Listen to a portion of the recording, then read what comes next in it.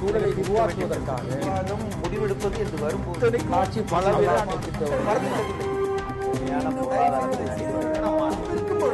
எதிர்த்து பேசிட்டு. வணக்கம். நேர்பட பேசு நிகழ்ச்சிக்கு உங்களை அன்போடு வரவேற்கிறோம். பயங்கரவாத அமைப்பான அல்-கய்தா இந்தியாவில் புதிய கிளை ஒன்றை அதன் அமைப்பை தொடங்கி இருப்பதாக அதனுடைய தலைவர் ஜவாஹிரி அறிவித்திருக்கிறார்.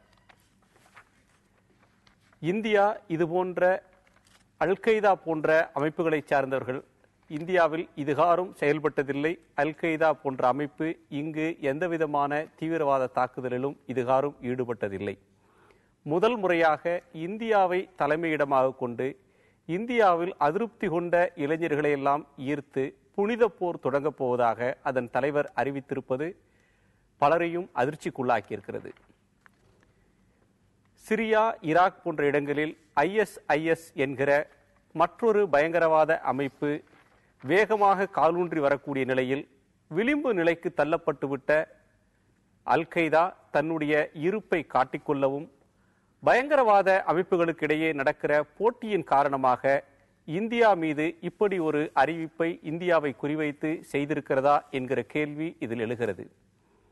15 கோடி முஸ்லிம்கள் வாழக்கூடிய இந்தியாவில் உலகிலேயே இந்தோனேஷியாவுக்கு அடுத்தபடியாக அதிக எண்ணிக்கையில் இஸ்லாமியர்கள் வாழக்கூடிய இந்த நாட்டில் இஸ்லாமிய அமைப்புகள், பெரும்பாலான அமைப்புகள் இந்த செயலை கடுமையாக கண்டனம் செய்திருக்கின்றன. பல்வேறு இஸ்லாமிய அமைப்புகளின் தலைவர்கள் நாளை இது தொடர்பாக கண்டன பேரணி ஒன்றை நடத்த இருப்பதாகவும் அறிவித்திருக்கின்றன. இத்தகைய செயலில் தமக்கு துளியும் விருப்பமில்லை. இந்திய முஸ்லிம் இளைஞர்கள் இதற்கு உடன்பட மாட்டார்கள் என்று அவர்கள் தெரிவிக்கிறார்கள். புதிய அரசு அமைந்து 100 நாட்கள் நிறைவடைந்திருக்கக்கூடிய இந்த நிலையில் அல்-கய்தா இந்தியாவில் செயல்படும் என்று சொல்லக்கூடிய இந்த அறிவிப்பு வெளியாவதற்குரிய காரணம் என்ன? இந்த காலகட்டத்தில் இப்படி ஒரு அறிவிப்பு வெளியாவதற்கான அடிப்படை அவசியம் ஏதேனும் இருக்கிறதா? அதற்கான காரணம் என்ன? உண்மையாலுமே மெய்யான ஆபத்தா இது, அல்லது அவசியமற்ற அச்சம் இங்கே ஏற்படுத்தப்படுகிறதா? இத்தகைய அச்சுறுத்தலை எதிர்கொள்வதற்கு தயாரான நிலையில் இந்தியா இருக்கிறதா என்கிற கேள்விகள் நம் முன்னே எழுகின்றன.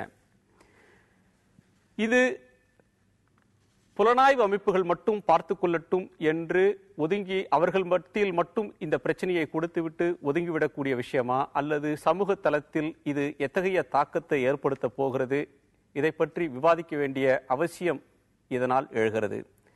நம்மோடு இந்த அமர்வில் இது பற்றி விவாதிப்பதற்காக ஆய்வாளர் பேராசிரியர் கிளாட்சன் சேவியர், ஓய்வு பெற்ற இராணுவ அதிகாரி திரு colonel Hariharan, welfare party of India அமைப்பினுடைய நிர்வாகி திரு SN சிக்கந்தர், பாரதிய ஜனதா கட்சியின் மாநில செயலாளர் வழக்கறிஞர் திரு KT ராகவன் ஆகியோர் சென்னை அரங்கிலும், மதுரையிலிருந்து எழுத்தாளர் விமர்சகர் திரு முத்துகிருஷ்ணனும் இணைகிறார்கள். வணக்கம். உங்கள் நால்வருடைய கருத்தையும் திரு முத்துகிருஷ்ணன் கருத்தையும் நான் அறிய விரும்புகிறேன்.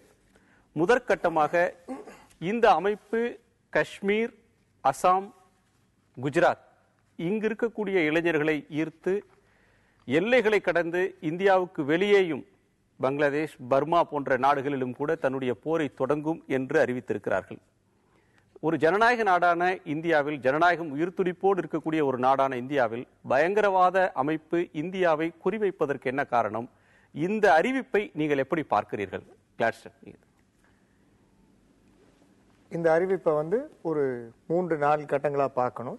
சுருக்கமா முதற்கட்டமா பார்க்கணும்னா, இந்த அறிவிப்பு அப்படிங்கிறதுல ஒரு பெரிய அதிர்ச்சியோ ஒரு இதாக எனக்கு கிடையாது.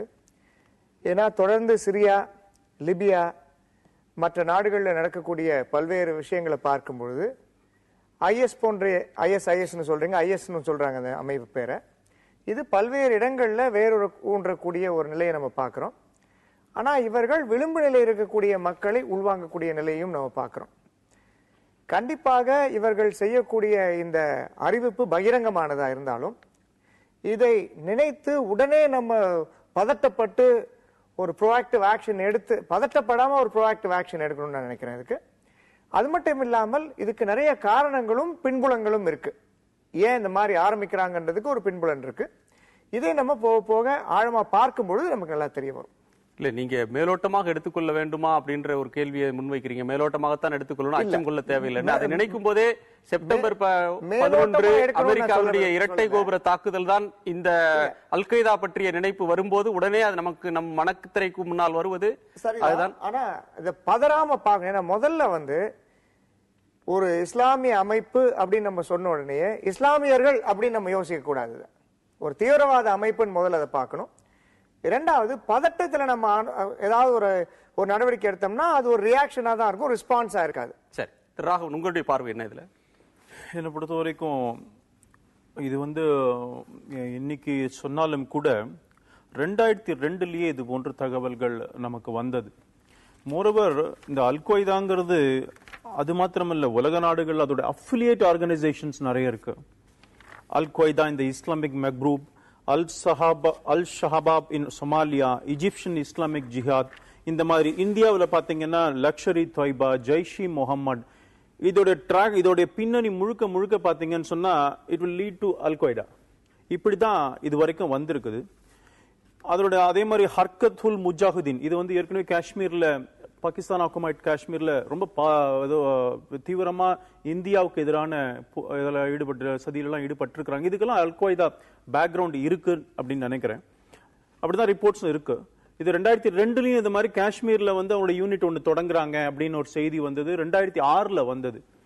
பட் 2006ல வரும்பொழுது நம்முடைய இந்தியன் ஆர்மி அதை மறுத்தாலும் கூட அவங்க ஒரு விஷயத்த சொன்னாங்க, டைரக்டா அல் கொய்தா இல்லைன்னா கூட ஜெய்ஷ் இ முகமதும் இந்த லஷ்கர் இ தொய்பாக்கும் பேக்கப் பண்றதே அல் கொய்தா அப்படிங்கிற ஒரு கருத்து இருந்தது. அப்படித்தான் செய்திகளும் கூட இருந்தது.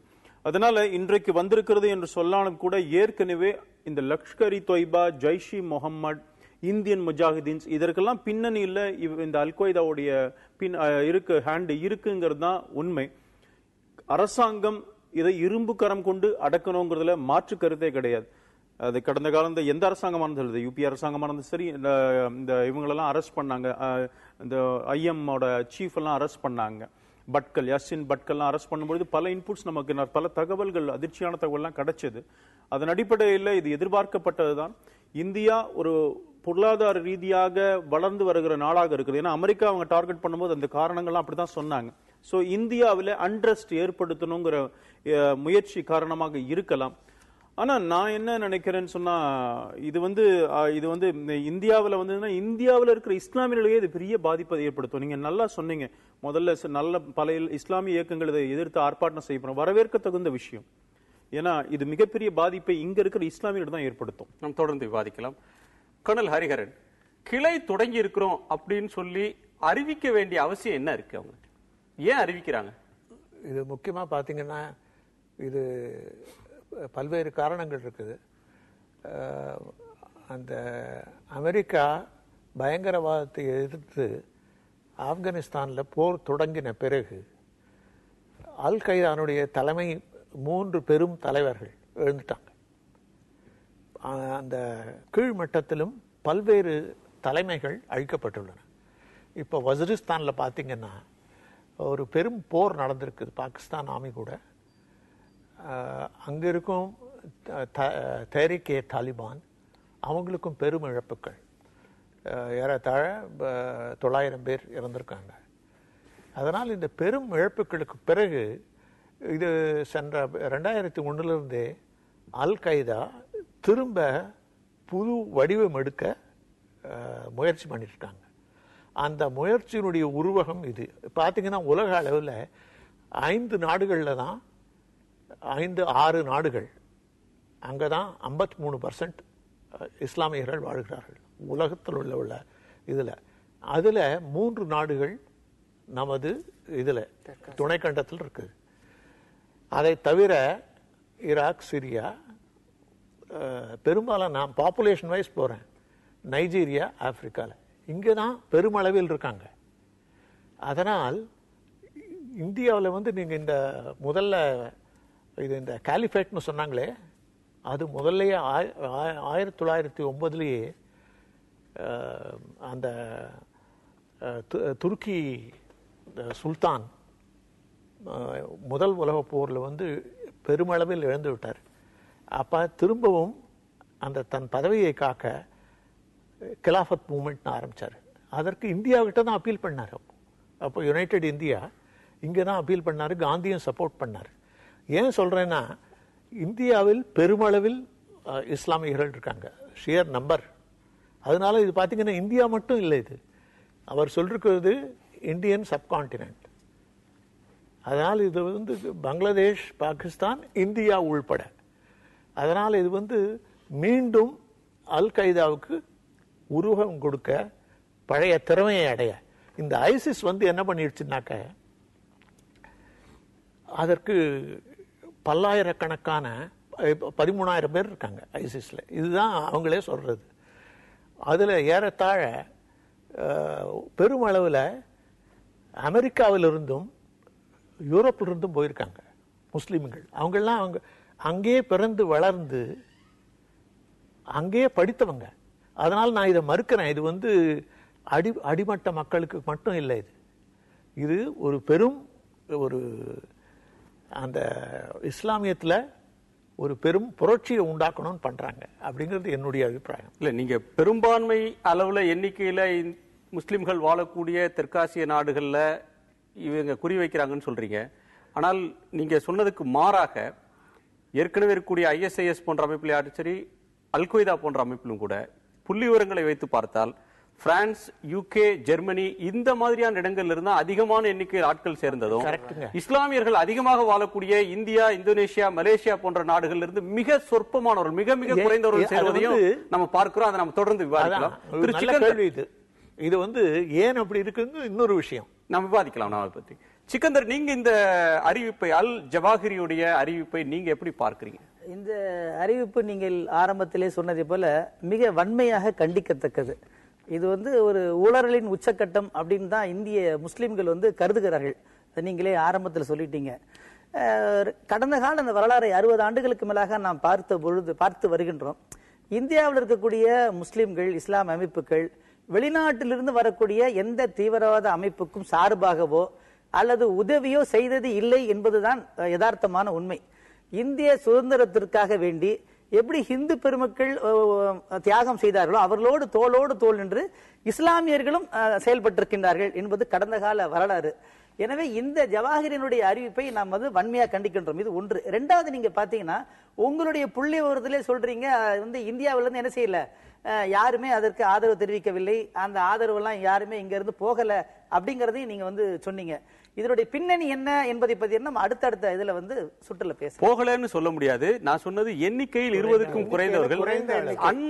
அண்மையில சிரியால ஒருவர் அங்கு போரிட்ட ஒரு ISIS சார்பா போரிட்ட ஒரு இளைஞர், மும்பை அருகே இருக்கக்கூடிய ஒரு நகரத்தை சேர்ந்த ஒரு இளைஞர், அவருடைய சடலம் அங்கிருந்து வந்தது. இன்றைக்கு பங்களாதேஷ்க்கு, கல்கத்தா வழியாக வங்கதேசத்திற்கு சென்று அங்கே இருந்து சிரியாவுக்கும் செல்வதற்கு முயற்சித்த 4 ஹைதராபாத்தை சேர்ந்த பொறியியல் பட்டதாரிகள் திருப்பி அனுப்பப்பட்டிருக்கிறாங்க. சோ அதை நோக்கி கவரக்கூடிய, ஈர்க்கப்படக்கூடிய இளைஞர்கள் இருக்கத்தான் செய்கிறார்கள். எண்ணிக்கையில குறைவா இருக்காங்க. நீங்க நல்ல யோசனை பண்ணி பார்க்கணும். ஒரு 15 கோடி மக்கள் வாழக்கூடிய இந்த பெரிய துணை கண்டத்துல அப்படி 1-2 பேர் விரல் விட்டு எண்ணிடுறீங்க. அப்ப என்னன்னா அவங்க போனாங்க அப்படின்னு நம்ம பாக்குறோமே தவிர அவங்க போவதற்கு என்ன காரணம் என்பதையும் சேர்த்தே பார்த்தால் இதற்கான தீர்வு அதை நம்ம ஆதரிக்கிறோம் என்பது அல்ல. அப்போ அங்கிருந்து ஒருத்தர் போறாங்க, இங்கிருந்து 4 பேர் போறாங்கன்னா அவங்க எதனால போனாங்க, எந்த பின்னணியில போறாங்க என்பதை பார்க்க வேண்டும். அப்படி பார்க்கின்ற பொழுது ஒட்டுமொத்த முஸ்லீம் சமுதாயத்தினுடைய பிரதிநிதிகளாக என்ன செய்யல, அவங்க போகல. எல்லா இடத்துலயும் ஆன்டி சோசியல் எலிமெண்ட் எல்லா இடத்துலயும் இருப்பாங்க இல்லையா, அந்த மாதிரி நம்ம எடுத்துக்கணுமே தவிர அது இஸ்லாமிய இதிலிருந்து சென்றதாகவோ அல்லது அவங்களுக்கு எந்த முஸ்லீம் அமைப்போ தலைவர்களோ ஆதரவு தெரிவித்ததாக நம்ம என்ன செய்ய தேவையில்லை, எடுத்துக்கொள்ள தேவையில்லை. அதுதான் யதார்த்தமான உண்மையும் கூட. திரு முத்துகிருஷ்ணன், அல் ஜவாஹிரியினுடைய புதிய அமைப்பு அல் கைதா இந்தியாவில் செயல்பட தொடங்கும் அப்படின்ற அறிவிப்பை இப்போது அறிவிப்பதற்கு என்ன காரணம் இருக்கிறது? இது யாருக்கு அவங்க இந்த செய்தியை சொல்றாங்க? அதாவது இங்க இருந்து இளைஞர்களை ஈர்த்து ரெக்ரூட் பண்ணவா அல்லது அரசாங்கத்துக்கு இந்த செய்தியை சொல்றாங்களா? நாங்க இங்க பிரசன்ட் தங்களுடைய இருப்பை சொல்கிறார்களா?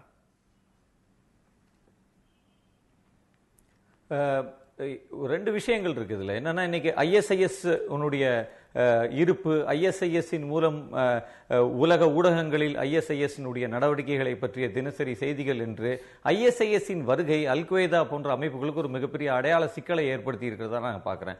அவங்க தங்களுடைய அவங்களுடைய இருப்பே இருக்கா இல்லையா என்கிற ஒரு பெரிய கேள்வி உலக ஊடகங்களுக்குள்ள வந்துகிட்டு இருக்கு. அப்ப அவங்க இந்த தெற்காசிய பகுதிகளில் அவர்கள் இருக்கிறார்கள் என்பதை, அவர்கள் உயிரோடு தான் இருக்கிறார்கள், எங்கள் அமைப்பு செயல்பாட்டில் தான் இருக்கிறது என்பதை காட்டிக்கொள்ள அவர்கள் வேறு எந்த நாடுகளையும் சொல்ல முடியல. அதனால அவங்க இந்தியாவை சொல்றாங்க என்று நான் நினைக்கிறேன். ஏனென்றால் இந்தியால ஃபார் கம்ஃபர்டபுளான ஒரு பிக்சர் தான் இருக்கு இப்பொழுதைக்கு. அப்ப அவங்க இந்தியா என்பது மீண்டும் ஒரு என்ன சொல்றது, ஒரு முக்கியமான காலகட்டத்தில் இருக்கு. இந்தியாவை போன்ற ஒரு இடத்தில் அவர்களுடைய இந்த விஷயங்களை முன்வைக்கும் போது அது உலக ஊடகங்களில் ஒரு பெரிய பிளாஷ் அவங்களுக்கு, இல்லது அவங்களுடைய இருப்பை இன்னும் பலமாக நிலைநிறுத்திக் கொள்வதற்கு இந்தியாவை போன்ற ஒரு நாட்டை அவர்கள் சொல்லுகிறார்கள் என்று நான் நினைக்கிறேன். உண்மையிலே இந்த அறிவிப்பு மிகவும் கண்டிக்கத்தக்க ஒரு அறிவிப்பு தான். நிச்சயம் இந்திய இஸ்லாமியர்கள் இதற்கு உடன் போக மாட்டார்கள், இவர்களுடன் நிற்க மாட்டார்கள் என்பதற்கு இன்னைக்கு அதை கண்டித்து தொடர்ந்து வந்திருக்கக்கூடிய அறிக்கைகளும், இன்றைக்கு தொடர்ந்து அதற்கு எதிராக இந்திய இஸ்லாமியர்கள் நடத்தக்கூடிய இயக்கங்கள் பற்றிய அறிவிப்புகளும் உண்மையிலே மகிழ்ச்சிகரமாக இருக்கிறது. ஆனால் நான் இதை எப்படி பார்க்கிறேன் என்றால், ISIS ஆக இருக்கட்டும், அல்லது அல்-குவைதாவாக இருக்கட்டும், அல்லது உலகத்தில் இருக்கக்கூடிய பல்வேறு தீவிரவாத இயக்கங்கள், பல மதங்களின் அடிப்படையில், பல மத கொள்கைகளை அடிப்படையாக கொண்டு இயங்கக்கூடிய எல்லா தீவிரவாத அமைப்புகளாக இருக்கட்டும், இவைகளை பற்றி ஒரு முக்கியமான உரையாடல் நிகழ்த்த வேண்டிய இடம், நேரம் வந்திருக்கிறது என்று நான் நினைக்கிறேன். பொதுவாக நாம் அல்-குவைதாவை பற்றி பேசும்போது இந்தியாவில் இருக்கக்கூடிய அமைப்புகளை பேசுறோம், லஷ்கர்-ஏ தொய்பா, அதை பத்தி இதை பத்தி எல்லாம் பேசுறோம். அல்-குவைதா வரை போய் நாம் நம் ஆய்வுகளை முடித்துக் கொள்கிறோம் அல்-குவைதாவோடு. ஆனால் அப்படி இல்லை. அல்-குவைதா என்பது யார்? அல்-குவைதா எங்கிருந்து வந்தது? அல்-குவைதா யார் தோற்றுவித்தார்கள்? அல்-குவைதாவுக்கு யார் நிதி உதவி செய்தார்கள் என்பதை பற்றியும் நாம் ஒரு விரிவான உரையாடலை இந்த தருணத்தில் மேற்கொள்ளணும் என்று நான் நினைக்கிறேன். ஏனென்றால் இது போன்ற தீவிரவாத குழுக்களை பற்றிய ஒரு உரையாடல்களின் பொழுதுதான் நாம் மக்களுக்கு இந்த வரலாற்றை தெரிவிப்படுத்த முடியும். அப்படி நாம் சமீபமாக எடுத்து பார்த்தால் நமக்கு தெரியும் ISIS பற்றி இங்க இருக்கக்கூடிய எல்லா பத்திரிகைகளிலுமே ஏராளமான கட்டுரைகள் தொடர்ச்சியாக வந்த வண்ணம் இருக்கிறது. ஆனால் ISIS-க்கு $500 மில்லியன் அளவுக்கு நிதியுதவி கொடுத்து ISIS-ஐ அங்கே உருப்பெற செய்வதற்கான தீர்மானங்கள் அமெரிக்க காங்கிரஸில் இயற்றப்பட்டிருக்கு. அந்த தீர்மானங்களை பற்றி எந்த ஊடகமும் எப்பொழுதுமே பேசுவதில்லை. அது போலத்தான் அல்-குவைதாவும். அல்-குவைதாவுக்கு செய்தது யார்? அல்-குவைதாவுக்கு ஒட்டுமொத்த ட்ரைனிங்கை கொடுத்தது யார்? இல்ல, இந்த கேள்விகள் எல்லாமே ஏதேனும் ஒரு திசையில பார்த்தீங்கன்னா அமெரிக்காவை நோக்கி போகிற ஒரு விஷயமாகத்தான் பார்க்கிறோம். இதை பற்றி பலரும் அமெரிக்காவினுடைய வார்ப்பு, அமெரிக்காவோட வளர்ப்பு தான் இது அல்-குவைதா அப்படின்ற கருத்தை கடந்த காலத்திலையும் சொல்லியிருக்காங்க. கிளாட்ஸ்டன் இந்த அறிவிப்பு தரக்கூடிய செய்தி அதிர்ச்சி தரக்கூடியது. பொதுமக்கள், இஸ்லாமியர்கள், குறிப்பாக இஸ்லாமிய அமைப்புகள் இதை கண்டனம் செய்திருக்கின்றன. அது அந்த அளவில் அது வரவேற்கத்தக்கது. இது அடிப்படையில் இந்திய இளைஞர்களை ஏதேனும் ஒரு வகையில ஈர்க்கிறதுக்கான ஒரு முயற்சியா அதை பார்க்கிறாங்களா? ISIS-க்கும் அவங்களுக்கும் சண்டை என்றால் இதில் இந்தியா எங்கே வருகிறது? ISIS-உம் இந்தியாவும் பார்க்கும் போது ரெண்டு விஷயத்தை நம்ம தெளிவா பார்க்கணும். ஒன்று, இந்திய இளைஞர்களை பிரிக்கக்கூடிய ஒரு நல்ல வேலையை அதை செய்ய போகுது. கடினமா இருந்தக்கூடிய ஒரு வேலையை. இது எப்படி இதை பார்க்கணும்னா, இந்திய இளைஞர்கள் இன்னைக்கு நிறைய விஷயங்கள்ல மேலோட்டமா பார்க்கக்கூடியவங்களா இருக்காங்க. ஆழமா பார்க்க விடாம தடுக்கப்பட்டிருக்கிறாங்க. இந்த ஒரு நிலையில இந்திய இளைஞன் அப்படின்னு நம்ம பார்க்கும்போது சராசரி இளைஞன் ஒரு மிடில் கிளாஸ் இளைஞனா தான் இருக்கு. அதை தாண்டி போறது இல்லை. இப்போ நீங்க ஏற்கனவே சொன்னீங்க, வெளிநாடுகளில் இருக்கக்கூடிய இளைஞர்கள், பிரான்ஸ், ஜெர்மனி போன்ற நாடுகள் இருக்க இளைஞர்கள் இதில் சேர்றாங்கன்னு, அவங்களும் மிடில் கிளாஸ் தான். லாஸ் ஆஃப் பர்பஸ் அப்படின்னு ஒன்று இருக்கு. இப்போ வாழ்க்கையில அந்த வாழ்க்கையினுடைய குறிக்கோள்கள், மற்ற விஷயங்கள், விரக்திகள் தட்டும் பொழுது என்ன ஆகுது, இந்த மாதிரி ஒரு அமைப்புல நம்ம சேர்ந்தோம்னா ஒரு ரெஸ்டோரேஷன் ஆஃப் பர்பஸ் அப்படின்னு சொல்றோம். அந்த வாழ்க்கைக்கான அந்த குறிக்கோள்கள் மீண்டும் இவங்க உள்ள கொடுக்கும்போது நிறைய பேர் போய் சேரதான் செய்வாங்க.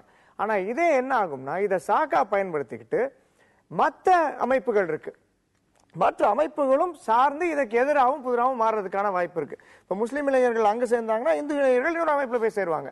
இப்ப மாறி மாறிதான் இது எதிரும் புதிருமா இருக்கக்கூடிய ஒரு நிலை, ஒரு பிளவை ஏற்படுத்தக்கூடிய ஒரு நிலையை தான் இது செயல்படும். ஆனா இதை இப்படியே விடாம தொடர்ந்து இருக்கக்கூடிய இஸ்லாமிய அமைப்புகள் ஏற்கனவே கண்டிப்பு தெரிவித்தது போல தொடர்ந்ததுக்கான கண்டிப்பு கொடுத்து, நாங்க இதுல சேர மாட்டோம், இவங்க செய்யக்கூடிய செயல்பாடுகளுக்கும் எங்களுக்கும் சம்பந்தம் இல்லை அப்படின்னு சொல்லி அதுல இருந்து விலகி நின்னாங்க அப்படின்னாலும் அதே மாதிரி மற்றவங்களுக்கு வெறுமாயில மெல்றதுக்கு பொறியா இல்லாம போறதுக்கு வாய்ப்பு கொடுக்கணும் அவங்களுக்கு. இல்லைன்னா என்ன ஆகும், தொடர்ந்து இன்னைக்கு இருக்கக்கூடிய நிலையில இன்னைக்கு மதவாதம் வளரக்கூடிய நிலையில, ரெண்டு பக்கமும் இருக்கக்கூடிய மதவாதங்கள் வளரக்கூடிய நிலையில இது மெல்றதுக்கு அரிசியா போயிடும் அவங்களுக்கு. அப்ப அதை நம்ம தடுத்து நிறுத்தணும்னா இளைஞர்கள் மற்றவர்கள் எல்லோருமே சேர்ந்து வன்மையா கண்டிக்கணும். கர்னல், இதுல இன்னொரு அறிஞர் சொன்ன ஒரு கருத்து, இதுல உள்ள ஒரு எக்ஸ்பர்ட் சொன்ன கருத்து, உடனடியாக அவர்களால் இந்த அமைப்பினால இந்தியால எந்த தாக்கத்தையும் ஏற்படுத்த முடியாது அப்படின்னு சொன்னாலும் கூட அவங்களுடைய நோக்கம் என்ன அப்படின்றது வெளிப்பட்டிருக்கு. இந்தியாவுக்கு எதிர்ப்பான ஒரு மனநிலை இதுல வெளிப்பட்டிருக்கு அப்படின்ற ஒரு விஷயத்த ஒரு எக்ஸ்பர்ட் சொல்றாரு. அதை எப்படி பார்க்கிறது? இந்தியா மீதான வன்மம் இதை கொள்றதா? இந்தியாவில் ஜிஹாத் செய்ய வேண்டிய அவசியம் எங்கே இருந்து வருது? அப்படி இல்லைங்க. 1993 இந்த மாதிரி பயங்கரவாதம் இயங்கி வருகிறது. அது மறுக்க முடியாத உண்மை. ஆனால் இங்கு உள்ள சமூக சூழ்நிலை அதை வளர விடலை. அதையும் நம்ம ஒத்துக்கணும். அதனால் இப்ப ஏன் இது பரவுது? 93 என்ன கணக்குல சொல்றீங்க? அதற்கு ஏதேனும் மும்பாயில தாக்குதல், அதுல இருந்து தொடர்ந்து இல்ல, அதுவே அதற்கு முன்னால் ஒரு வினை இருந்தது, அதனுடைய எதிர்வினை. அதான் சொல்றேன் நானு. அதான் 92, 93 தொடர்ந்து இருக்குது. சொல்லுங்களேன், பாபரி மசீத் இடிக்கப்பட்டதுன்னு சேர்த்து சொல்லுங்க. நான் என்ன சொல்றேன், வரலாறு சொல்லும் போது வெறும் நம்பர் 92, 93 இப்போ ஒரு பேசும்போது விரிவா பேசலாம் இல்லையா? அது என்ன தவறு இருக்கிறது, எது சரி அப்படிங்கறது எங்க இருந்து வருகிறது? இல்ல, ஒரு நிமிஷம். அதுல அது அல்லாமலே இருந்திருக்குது. இது அது பாபரி மஸ்ஜித்னால இங்க ஒரு ஊக்குவிக்கப்பட்டதுன்னு சொல்லலாம். ஆனால் அது இல்லாமலே பாகிஸ்தானிலிருந்து பயங்கரவாதம் ஏற்றுமதி செய்யப்பட்டது. அதை தவிர்க்க முடியாத ஒரு சூழ்நிலையை அவங்க அரசாங்கத்துக்கு, இராணுவ அரசாங்கம் இந்த மாதிரி ஆப்கானிஸ்தான்ல கம்யூனிஸ்ட் ஆட்சியை எதிர்த்து அமெரிக்கர்கள் ஆதரித்தார்கள் அந்த தீவிரவாதிகளை. அவங்க போன பிறகு அவங்க ஆட்சியை கைப்பற்றினாங்க. இதெல்லாம் சரித்திர ரீதியாக. அதனால் இதுல முக்கியமா பார்க்க வேண்டியது, இப்ப ஏன் இப்படி இந்த மாதிரி கால் வந்திருக்குதுனாக்க, இப்போது இந்த இன்டர்நெட் வந்த பிறகு ஊடகங்கள் பொதுமக்களை வெகு விரைவாக அடைகின்றன. இப்போ ரியல் டைம் நியூஸ் அப்படின்னு சொல்றோம். நிகழ்வுகள் உடனுக்குடனாக போய் சேருது. முன்னால் அது கிடையாது. 90களில் அது கிடையாது. இப்போது அதனால ஆபத்து, நீங்க சொன்னீங்க பெரிய நம்பரே தேவையில்லை. சிறிய நபர்கள் சிறிய குழுக்கள் அமைத்து பெரும் விளைவுகளை ஏற்படுத்த முடியும். அந்த மாதிரி மும்பையில் பார்த்தீங்களா, 3 நாள் இந்தியாவையே தடுத்து நிறுத்திட்டாங்க. யாரும் ஒரு வேலையும் பண்ண முடியாதபடி அரசாங்கம். எவ்வளவு பேர் வந்தாங்க? 10 பேர், 20 பேர். இங்க உள்ள அனதர் 10 பேர்னு வச்சுக்கோங்க. அவ்வளவு பேர் தடுத்து நிறுத்தக்கூடிய சக்தி இருந்தாக்க இவ்வளவு பெரிய நாட்டை செயலிழக்க செய்தால் உங்களுக்கு தெரியும். அதனால இது நம்பரை பார்க்க கூடாது. நாம அதனுடைய விளைவு சிறிய எண்ணிக்கையில் இருந்தாலும் விளைவுகளை கடுமையான விளைவுகளை பார்க்கணும். அதனால் நம்ம டெக்னாலஜி இம்ப்ரூவ் பண்ணணும். இது வெறும் சர்வைலன்ஸ் அது மட்டும் போதாது. நம்ம டெக்னிக்கலி பண்ணணும். அதுக்குன்னு நம்ம அடிப்படை உரிமைகளை பறிக்கக்கூடாது. அது ஒரு முக்கியமான விஷயம். எல்லா நேரங்களிலும் நீங்க சொல்ற மாதிரி ஒரு முன்னெச்சரிக்கை அவசியம். முன்னெச்சரிக்கைக்கு டெக்னாலஜி உதவி இல்லாத முன்னெச்சரிக்கை என்பது எடுபடாது. அந்த வகையில் ஆயத்தப்படுத்திக் அது போதாது. சரி, நாம் தொடர்ந்து விவாதிக்கலாம். ஒரு சிறிய இடைவேளைக்கு பிறகு நேர்பட பேசு தொடரும்.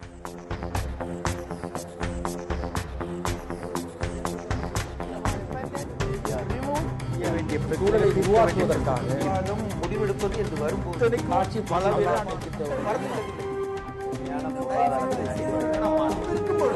எதிர்த்து பேசிட்டு